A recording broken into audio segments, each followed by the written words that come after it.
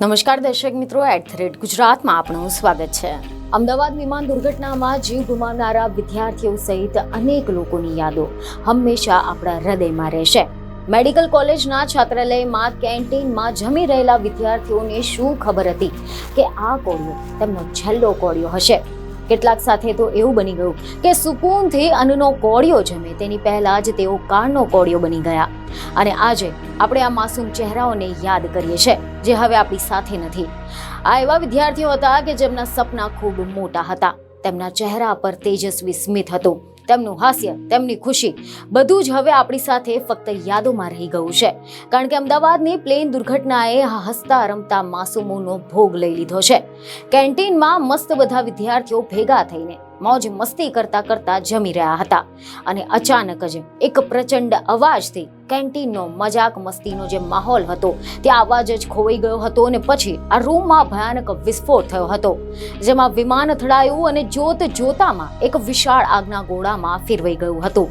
વિમાનમાં સવાર એક મુસાફર સિવાય બધા જ લોકોના જીવ ગયા હતા। આના સિવાય જે હોસ્ટેલ સાથે આ વિમાન અથડાયું હતું ત્યારે આ બિલ્ડિંગમાં જે દ્રશ્યો સર્જાયા તેને તો પ્રત્યક્ષદર્શીઓના પણ જીવ ઉદ્ધર કરી નાખ્યા હતા।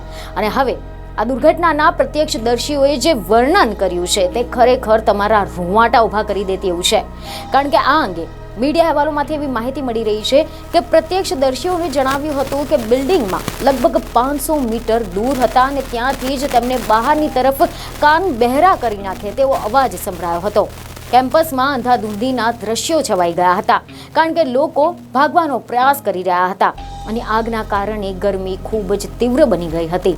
ધુમાડાના ઘેરા અને ગાઢ વાદળો ઓરડામાં છવાઈ ગયા હતા।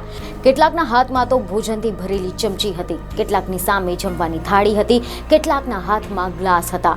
અંધાધૂંધીમાં કેટલાક વિદ્યાર્થીઓએ જીવ બચાવવા માટે ત્રીજા અને બીજા માળે જેટલી ઊંચી સીડી પરથી કૂદવાનું શરૂ કરી નાખ્યું હતું અને આપણે તો આ ઘટનાનું વર્ણન વાંચીને અને સાંભળીને જ વ્યથિત થઈ જઈએ છીએ।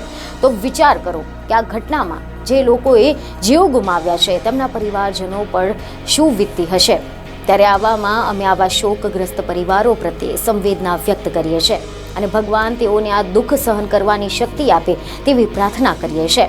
જો તમને અમારા દ્વારા આપવામાં આવેલી આ માહિતી યોગ્ય લાગી હોય તો મારા વિડીયોને લાઇક અને શેર કરવાનું ભૂલતા ન। બીજને ખબરો સાથે ફરી મળીશું। ધન્યવાદ।